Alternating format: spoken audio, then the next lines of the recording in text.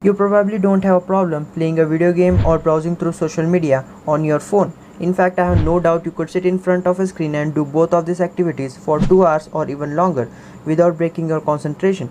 But what about half an hour of studying? That might be too hard for many people. How about working on your side business for another hour? Well, it doesn't sound too good. Even though we logically know that studying, exercising, building a business, or something equally productive work will bring you more benefits in the long run, you still prefer watching TV, playing video games, and scrolling through social media. One might argue that it is obvious why one activity is easy and doesn't require much effort, while the other activity is difficult and it requires you to apply yourself. But some people seems to have no problem in studying, in exercising, or working on their side project regularly. Which begs the question, why are some people more motivated to tackle difficult things? And is there any way to make doing difficult things easy? To answer this, we need to look at this brain neurotransmitter, dopamine. Dopamine is often considered a pleasure molecule, but that's not quite what it does. Dopamine is what makes us desire things, and it's that desire that gives us the motivation to get up and do stuffs. If you are not sure how powerful dopamine is, let me introduce you to a few experiments neuroscientists did on rats. The researchers implanted electrodes in the brains of rats. Whenever the rat pulled the lever, the researchers stimulated the rat's reward system in the brain. The result was that the rats developed a craving so strong towards dopamine that they kept pulling the lever over and over for hours. The rats would refuse to eat or even sleep. They would just keep pressing the lever until they would drop from exhaustion. But then the process was reversed. The researcher blocked the release of dopamine in the brain's reward system of rats. As a result, rats became so lethargic that even getting up to get a drink of water was not worth the efforts. They wouldn't eat, they didn't want to mate, they didn't crave anything at all. You could say that rats lost all will to live. However, if food was placed directly into their mouths, the rats would still eat and enjoy the food. They just didn't have the motivation to get up and do it themselves. You would think that it's thirst or hunger that motivate people to get food or water. But there's also a magic chemical, that is dopamine, that plays a key role here. Those rat experiments might be extreme cases, but you can see similar effects dopamine has on humans and in our daily lives. But if an activity releases a lot of dopamine, you will be motivated to repeat it again and again. So, which behavior releases dopamine? For example, before you eat a tasty food, your brain releases dopamine because you anticipate that the food will make you feel good, even if it actually making you unhealthy or make you worse. That's because your brain doesn't even care if the high dopamine activity is damaging to you. It just wants more of it. A stereotypical example would be someone who's drug addict. He knows that what he is doing is not good for him, but all he wants is to get more of that drug. Besides getting you high, cocaine and heroin release unnatural high amount of dopamine, which in turn makes you crave them even more. Of course, it has to be noted that nearly everything releases some amount of dopamine. Even drinking water when you are thirsty describes the same process of releasing dopamine, but it is in very little amount. But the highest dopamine release happens when you get a reward randomly. One such example is playing on a slot machine in a casino. Even if you have been losing until that point, you eventually expect to get a bigger reward. You just don't know when it could happen. And in today's digital society, we are flooding our brains with unnaturally high amounts of dopamine on a daily basis, even if you don't know it. Some example of high dopamine behavior include scrolling through social medias, websites, playing video games, and watching different things on internet, etc. We anticipate some amount of reward system with each of these behavior. That's why we are constantly checking our phones. We expect to see a text message or some other notification in our phone, and we know that eventually we are going to receive it. We are becoming like those rats, pulling the lever again and again, trying to get a new dopamine hit. But some people might think that, oh, so what? It's not like it's harming me anyway. But you are wrong. Our bodies have a biological system called homeostasis. It means that our body likes to keep internal physical and chemical condition at a balanced level. Whenever an imbalance occurs, our body adapts it. Let me give a clear example. When it's cold outside, our body temperature falls, and as a result we start shivering to generate heat and warm the body. However, when it's hot outside, our body temperature rises and we start sweating to lose some of that heat. Essentially, our body is looking to maintain a temperature of about 37 degrees Celsius, no matter what. But there is another way homeostasis manifests itself. and that is through tolerance. For example, someone who rarely drinks alcohol will get drunk really fast, but someone who drinks on a regular basis will have to drink more and more alcohol because their body has developed a tolerance to it. Essentially, it takes more and more alcohol to make them drunk because they have become less sensitive to its effect. And it's not much different with dopamine too. Your body tries to maintain homeostasis, so it down regulates your dopamine receptor. Essentially, your brain gets used to having high levels of dopamine, and those levels become your new normal. Thus, you develop a dopamine tolerance. This can be a huge problem because the things that don't give as much dopamine you want don't interest you any longer, and it's much more difficult to motivate yourself to do them. They feel bored and less fun because they don't release much dopamine compared to the things that do release it in high amounts. That's why people tend to prefer playing video games or browsing through internet compared to studying or working on their business. Video games make you feel good and comfortable as they release a lot of dopamine. Sadly, things like working hard or reading releases it in very low amount. This is one of the great reasons why drug addicts who try to quit have a hard time adjusting to a normal life. Their dopamine tolerance gets so high that normal life isn't able to match it.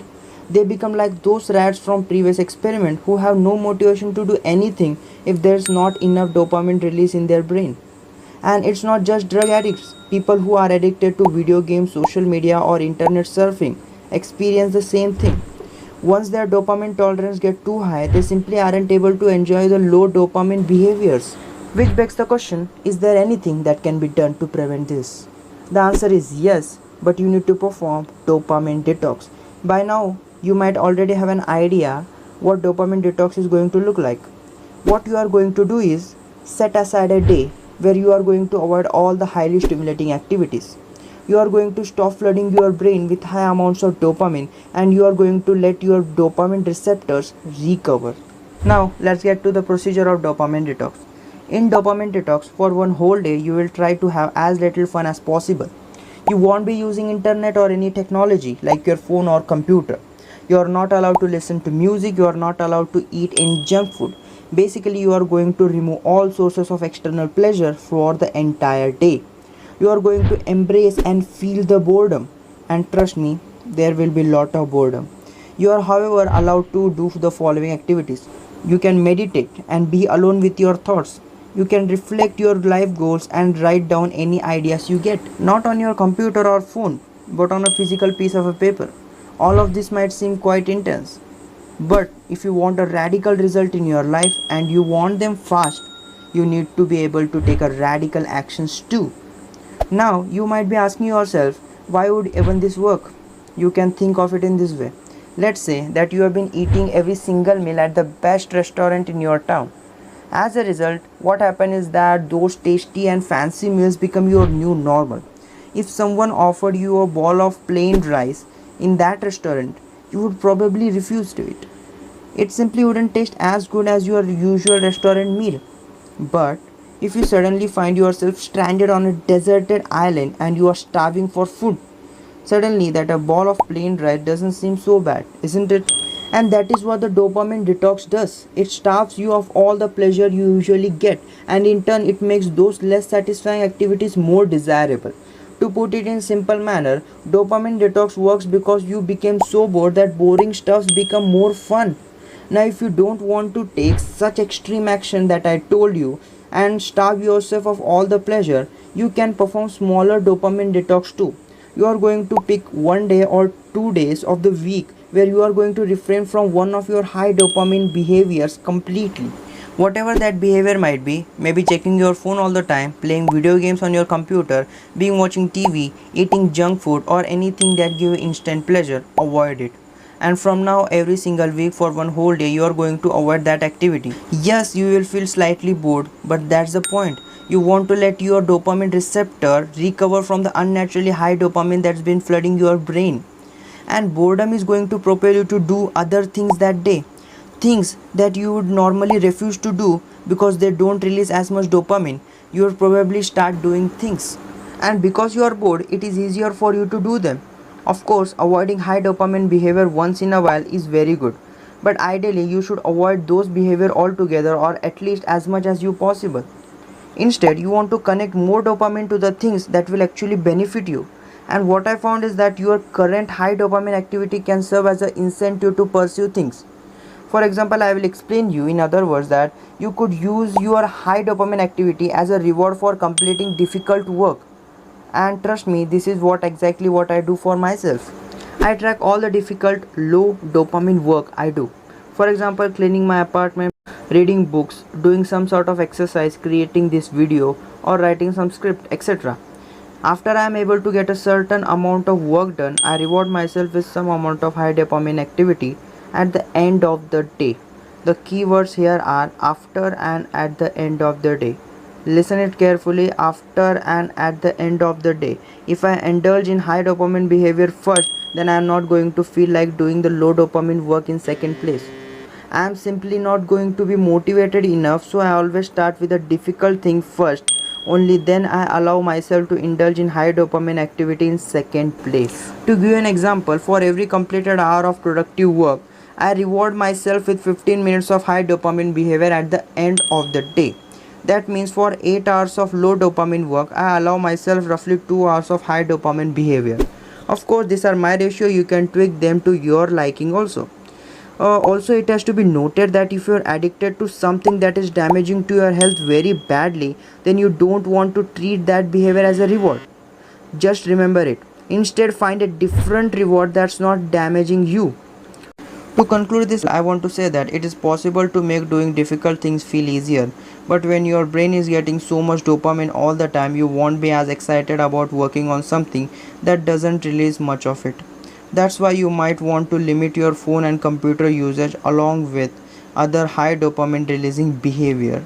And I can tell you that it's definitely worth it. So if you have motivation problem and if you are wondering all about how to get motivated all the time, start dopamine detoxing your brain as soon as possible.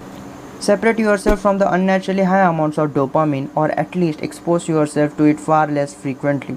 Only then will normal everyday low dopamine activities become exciting again, and you will be able to do them for a longer time. We are all dopamine addict to a certain extent, and that's a good thing because dopamine motivates us to achieve our goals and improve ourselves. But it's up to you to decide where you are going to get your dopamine from. Are you going to get it from the things that don't benefit you and destroy your goals? Or are you going to get it from working on your long term goals and achieve it? The choice is absolutely yours.